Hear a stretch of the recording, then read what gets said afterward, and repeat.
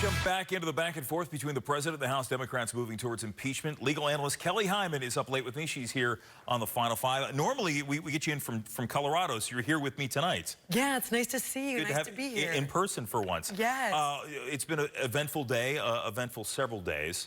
I'm curious, as you look at today, what do you think the big headline was when we look at the back and forth from President Trump and the Democrats? Absolutely. I think that Trump does what Trump does. He deflects and attacks the Democrats. And it's sad that we have a president of the United States that's so angry. And so we need a president that's going to unite our country, not divide our country. If though, Kelly, you know, the president, if he is innocent, if there's not the egregious charge the Democrats are alleging against him, you know, wouldn't that be the tone of somebody who thinks he has who does have a right to defend himself? Absolutely. Everyone has a right to defend themselves. But we have to look at the whistleblower complaint.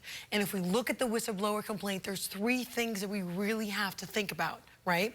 And number one, Trump basically said in the transcript itself, saying that, oh, you know, the U.S. is very good to Ukraine, right? And Ukraine hasn't always been good to us. Number two, that the president asked for a favor. And number three, he asked for Biden to be investigated. There was all that talk about quid pro quo with the Ukrainian president, but when we had President Trump side by side with the president, he said there was no pressure, and the President Trump has been going back to that fact, saying, look, he said there was no pressure, there was no quid pro quo there.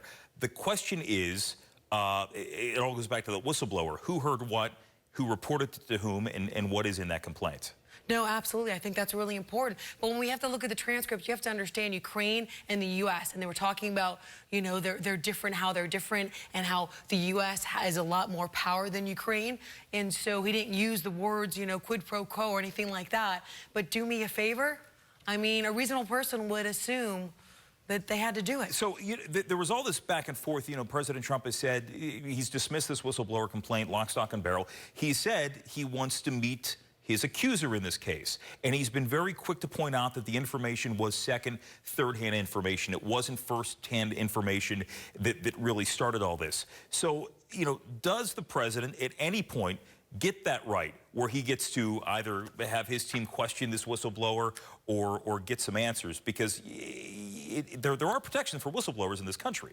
Absolutely, because whistleblower, basically, if they see something wrong, illegal or something, it gives them an opportunity to speak up, because there's always a concern that as a whistleblower, there's going to be certain effects, ramifications of their actions. You know, this person stepped up and did this complaint, and, you know, they can have repercussions in their job because of it. Don't you think, though, nowadays, everything is fueled politically? Like, it seems like right now... And that's a shame. It should be that way. It absolutely is. We should be united. It absolutely is. But, you know, there's all the talk of who's, you know, you ask the president, he'll say, well, it's the Democrats who are dividing this country with. And let's be honest, an impeachment inquiry, the whole process, it already is divisive, although we already have a pretty divided electorate already. So what does it take to get people to look at facts if they fall on one side or the other, and move on from there and accept the fact that these are the facts that are being laid out? Right. Well, there was a poll that recently was done, and a majority of the U.S. Americans think that there should be some kind of inquiry, you know? But I think it's important when you go back, you need to look at the complaint itself, see what it says, and then also look at the transcript, and people should make their own determination on what they, you know, think. It is early in this process. There's a long way to go. Kelly, yes. Great to see you in person for once. Great to see you as well. Absolutely. We're back after this on the Final Five.